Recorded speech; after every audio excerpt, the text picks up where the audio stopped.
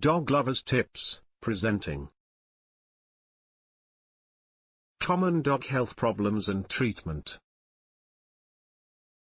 When you decided to get a dog, I'll bet you daydreamed about the great times you'd have with your new best friend. However, there are many things that you need to consider in order to keep your Pooch happy and healthy. Things that perhaps you'd rather not even think about. When you go to the veterinarian, he may ask you to bring along a urine sample from your dog. How do you do this? Your dog surely won't be able to hit a sample bottle. The easiest way to accomplish this is to tape a polythene container to the end of a yardstick. While your dog is out doing his business, position the container underneath his urine stream. This is easier to do with male dogs than female dogs, but you can usually get a sample with 1 or 2 tries. Your veterinarian will want as fresh a sample as possible, so if you won't be taking the sample to the vet right away, keep it refrigerated until you bring it in. Your veterinarian will be checking the sample for a variety of things, like bacteria and crystals. If bacteria is found, it could mean that your dog has a urinary tract infection, and will most likely require your dog to be put on a course of antibiotics. Crystals form in the urine whenever minerals bind together. There are several different kinds of crystals, and these are most often treated with prescription diets. If your veterinarian asks for a stool sample, it could mean that he suspects that intestinal parasites are bothering your dog. They can get these by eating fecal matter from another affected animal, carcasses, or other unsavory things. You will want to bring in a fresh sample. The doctor will examine it under the microscope and look for telltale eggs of parasites. Commonest parasites are roundworms, hookworms, whipworms, and tapeworms. Several of today's monthly heartworm medications also protect against roundworms and hookworms.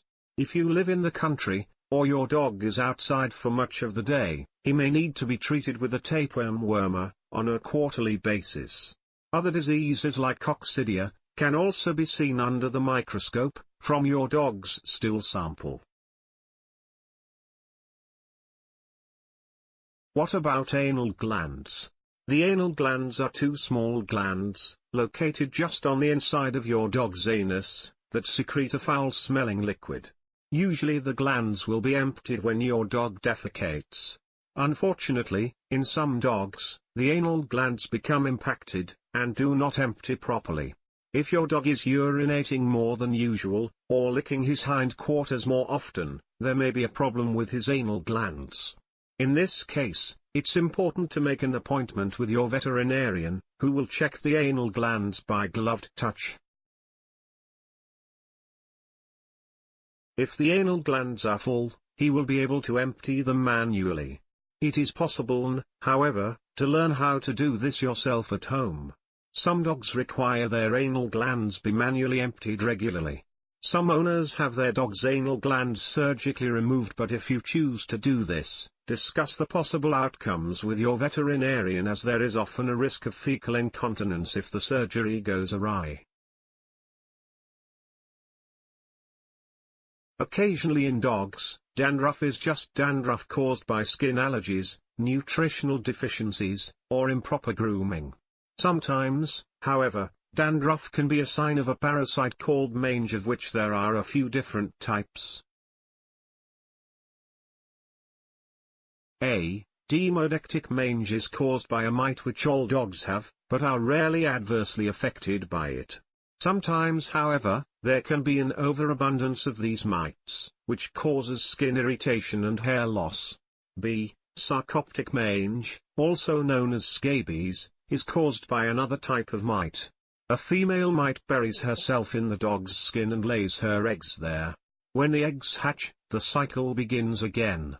This causes severe skin irritation and hair loss in dogs, but is easily treatable. C. Keeler mange is caused by a large mite that lives on the surface of the dog's skin.